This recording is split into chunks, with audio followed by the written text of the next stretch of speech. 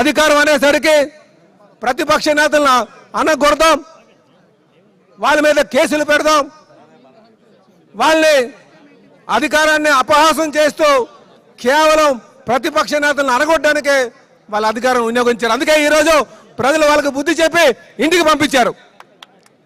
సోదరులారా, కనుకనే మనం ఇవన్నీ కూడా మన దృష్టిలో పెట్టుకోవాల్సినటువంటి అవసరం ఉంది.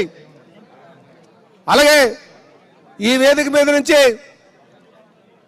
తెలుగుదేశం పార్టీ జాతీయ అధ్యక్షులు ముఖ్యమంత్రి గారు ఇచ్చినటువంటి ఆదేశాల మేరకు, అలాగే ప్రధాన కార్యదర్శి గారు లోకేష్ గారు ఇచ్చినటువంటి ఆదేశాల మేరకు గడిచిన 5 సంవత్సరాలుగా ఏవైతే రాజకీయ ప్రేరేపిత కేసులు ఉన్నాయో అవన్నీ కూడా 3 నెలల్లోనే తీపిస్తామని చెప్పి ఈ సందర్భంగా తెలియజేస్తున్నాం. ఇదే కాకుండా ఎఫ్ఐఆర్ అయ్యి సమన్స్ వచ్చి కోర్టులో ఉన్నటువంటి కేసుల్ని, రాజకీయ ప్రేరేపిత కేసుల్ని సంవత్సరంలో తొలగిస్తామని కూడా ఈ సందర్భంగా తెలియజేస్తున్నాం. కనుక ఈరోజు ప్రతి నాయకుడు కూడా ఏ కార్యకర్త మీద కేసులు ఉన్నాయో అవన్నీ కూడా పార్టీ దృష్టికి తేవాల్సినటువంటి అవసరం ఉందని చెప్పి ఈ సందర్భంగా తెలియజేస్తున్నాం. అలాగే మనం లెక్క తేల్చాల్సినటువంటి అవసరం కూడా ఉంది. ఉందా లేదా? లెక్క తేల్చాల్సినటువంటి అవసరం ఉందా లేదా? నాకు వినిపించట్లే. లెక్క తేల్చాలా తేల్చక్కర్లేదా? సోదరులారా, ఆ లెక్కని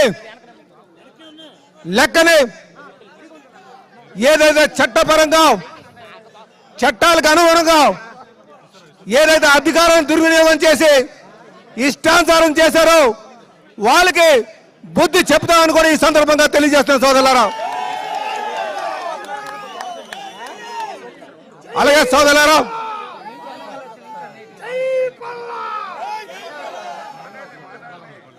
సోదరులారా, ఈరోజు ప్రజలు అధినాయకుల యొక్క కష్టాన్ని చూసి, నాయకుల యొక్క శ్రమను చూసి, యువ నాయకుడి యొక్క యువగలాన్ని చూసి, అలాగే ఉమ్మడి కుటుంబంలో ఉన్నటువంటి నాయకుల యొక్క సాయ సహకారాలను చూసి ఈరోజు కలిసికట్టుగా ఈరోజు మనకు అధికారం ఇచ్చారు.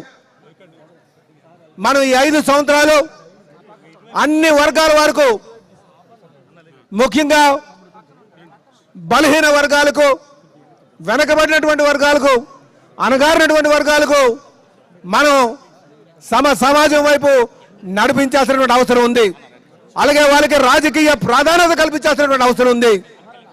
అందుకే మనం ఆ సమతుల్యతను చూసుకొని, సామాజిక సమతుల్యతను చూసుకొని మనం ముందుకు వెళ్దామని కూడా ఈ సందర్భంగా తెలియజేస్తున్నాం. ఈరోజు మన పార్టీలో యువ నాయకత్వాన్ని తేవాల్సినటువంటి అవసరం ఉంది. ఎందుకంటే అనుభవంతో ఉన్నటువంటి నాయకత్వం మన దగ్గర ఉంది. యువ నాయకత్వాన్ని ఆహ్వానించాలి. భవిష్యత్తులో పార్టీని బలోపేతం చేయడానికి యువ నాయకత్వాన్ని ప్రతి ఒక్కరు కూడా, ముఖ్యంగా మన దగ్గర ఉన్నటువంటి అనుభవం ఉన్నటువంటి నాయకత్వం, యువ నాయకత్వాన్ని ప్రోత్సహించాలి. మన మనుగడ ఉండాలంటే యువత మనతో ప్రయాణం చేయాలి. మనతో సాఫ్ట్వేర్ ఇంజనీర్స్ ఉన్నారు. ఎందుకంటే బాబు గారు తీసుకొచ్చినటువంటి ఆయన స్కిల్ డెవలప్మెంట్ సంస్థలు కావచ్చు, ఐటీ ఉద్యోగాలు కావచ్చు, ఇవన్నీ ఉన్నాయి. ఈరోజు ఇంకా యువతని మనం ఆకర్షించాల్సిన అవసరం ఉంది. కనుక ఆది నాయకులు చేసినటువంటి ఆలోచనని, అలాగే యువ నాయకులు లోకేష్ బాబు చేసినటువంటి ఆలోచనని మనం గౌరవించాల్సినటువంటి అవసరం ఉందని కూడా ఈ సందర్భంగా తెలియజేస్తున్నాను. అంటే యువ నాయకులు ప్రోత్సహించడం అంటే అనుభవం ఉన్నటువంటి నాయకత్వం పక్కన పెట్టడం నా ఉద్దేశం కాదు. వారికి కూడా సముచిత స్థానం కల్పిస్తామని చెప్పి ఈ సందర్భంగా తెలియజేస్తున్నాను. అలాగే మా గురువర్యులు, పెద్దలు, గౌరవనీయులు, పోలిట్ బ్యూరో సభ్యులు, ఫైనాన్స్ మినిస్టర్ అయినటువంటి మన యనమల రామకృష్ణ గారికి స్వాగతం చెప్తూ, నేను పార్టీ యొక్క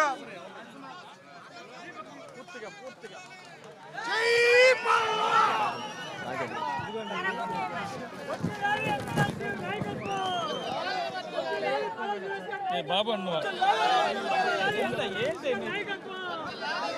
కొంచెం ఆగాల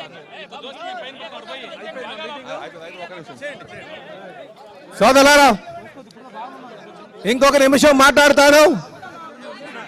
ఎందుకంటే యువ నాయకత్వం చట్టసభల కోసం కూడా తెలుసుకోవాల్సినటువంటి అవసరం ఉంది.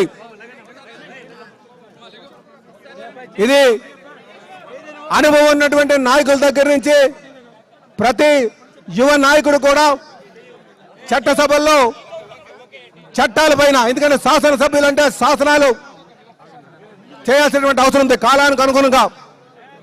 అలాగే నాయకుడు అన్నవారు సమాజ గమనాన్ని గుర్తించాల్సినటువంటి అవసరం ఉంది.